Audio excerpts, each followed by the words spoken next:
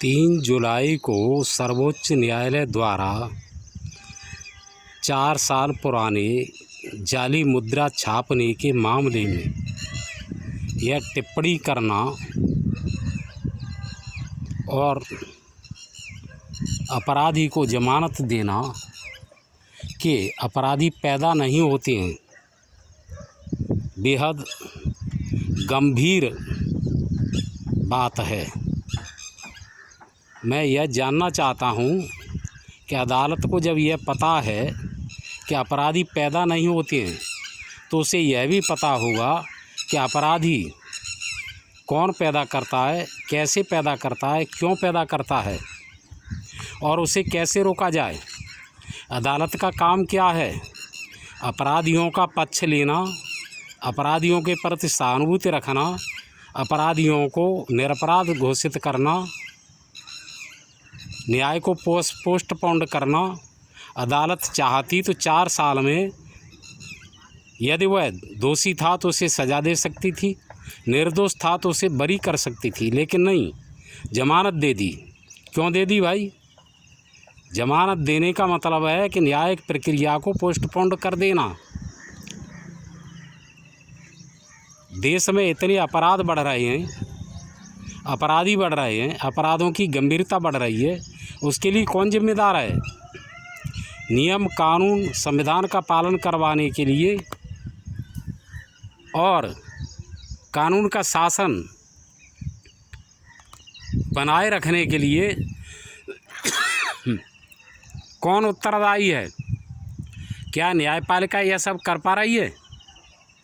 नहीं कर रही है तो वह अपने कार्य की व्यवहार की समीक्षा करे, अपनी जिम्मेदारी से भागे नहीं, कम्युनिस्टों की भाषा नहीं बोले,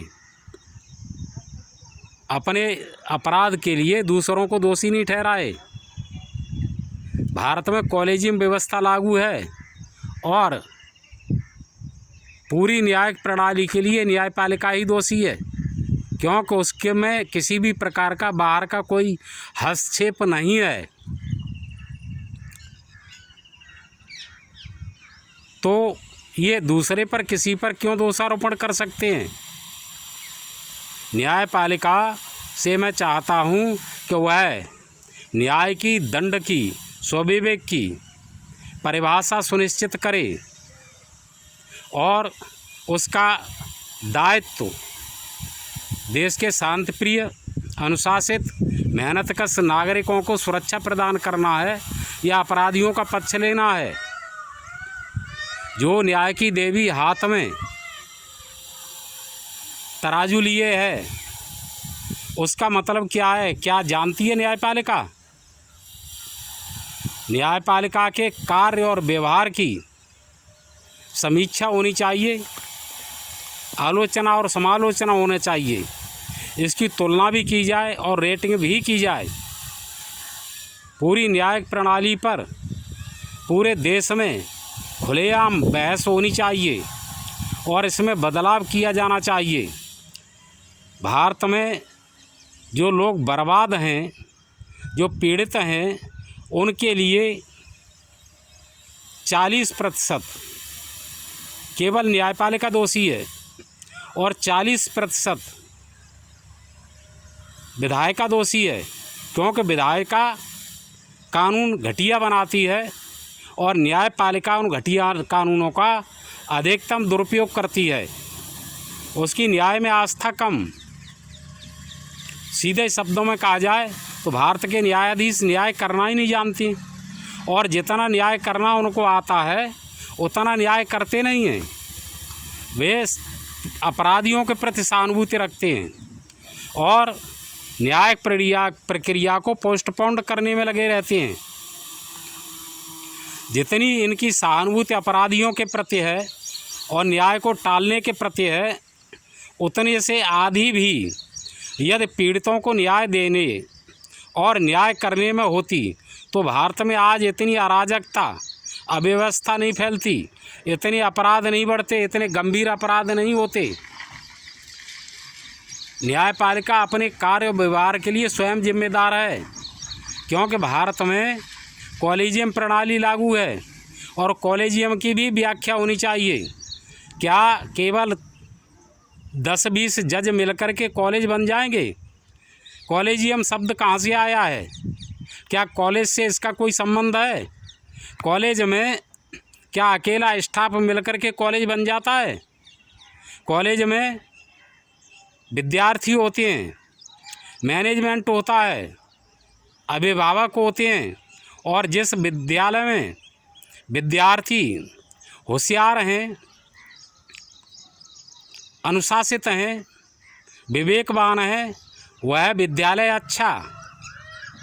और जिस विद्यालय में विद्यार्थी विवेकहीन है, ज्ञानहीन है, अनुशासनहीन है, अकर्मण्य है, वह विद्यालय घटिया। तो ये कॉलेजियम में यह भी व्याख्या हो कि क्या बार कौंसिल का, पीड़ितों का, कानून मंत्रालय का, सदन का, राष्ट्रपति का कॉलेजियम में कोई स्थान है कि नहीं है? क्या कभी न्यायपालिका ने कॉलेजियम की बैठक ली है 75 वर्ष में? स्वयं को, अपने आप को न जाने क्या तीसरी दुनिया का आदमी समझती है। समझ में नहीं आता है कि भारत में लोकतंत्र है, और लोकतंत्र में देश की जनता जो स्वयंभू होती है वही स्वयं प्रभु है, वही सर्वोच्च है। आपका उत्तरदायित्व तो जनता के प्रति है। आप जनता की खून पसीने की मेहनत की कमाई पर सुविधाएं भोग रहे हैं और इस पद पर बैठे हैं, और तुम्हारा इकबाल बुलंद है। उसी पब्लिक के प्रति तुम्हारे मन में जरा भी श्रद्धा नहीं है, कोई उत्तरदायित्व की भावना नहीं है। ऐसा क्यों? मनुस्मृति कहती है कि जो शासक खजाने से एक भी पैसा लेता है, अपने ऊपर खर्च करता है, और उसके देखते देखते अपराधी उसे पीड़ित करते हैं, तो वह शासक जीते हुए मुर्दे के समान है। और वह जनता द्वारा त्यागे हुए मलमूत्र का भक्षण करता है। जनता द्वारा में जो पाप होता है उसका चौथाई उसे मिलता है, और वह नरक को जाता है। आप अपने उत्तरदायित्व को समझें और यथाशीघ्र न्यायिक प्रणाली पर पूरे राष्ट्र में बहस करवाएं। इसमें सुधार की अत्यंत आवश्यकता है। ये बीमार हो गई है। अंग्रेजी सिस्टम की न्याय प्रणाली ख़त्म होनी चाहिए।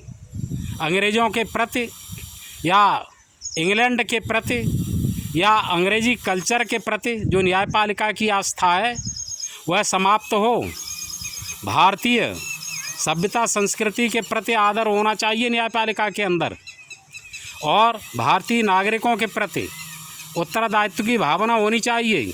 अपने काम के प्रति कानून, नियम और संविधान के प्रति, कानून का शासन स्थापित करने के प्रति जिम्मेदारी होनी चाहिए। यह भी निश्चित हो कि यदि कोई जज छोटा या बड़ा स्पष्टतः कानून के विरुद्ध फैसला करता है तो उसके खिलाफ भी सुनवाई हो, केस दायर हो। कोई एक जज न करे, कोई एक व्यवस्था न करे तो पंचायत तो उसके खिलाफ सुनवाई कर सकता है। क्यों नहीं? जजों के खिलाफ कोई कार्रवाई नहीं होती है, इसलिए जज निरंकुश हो गए हैं और मनमाने फैसले दे रहे हैं। स्पष्टतः अपराधियों के पक्ष में फैसले दे रहे हैं। जनता पीड़ित हो रही है। इन्हीं शब्दों के साथ मैं अपनी बात समाप्त करता हूँ। जय हिंद, नमस्कार।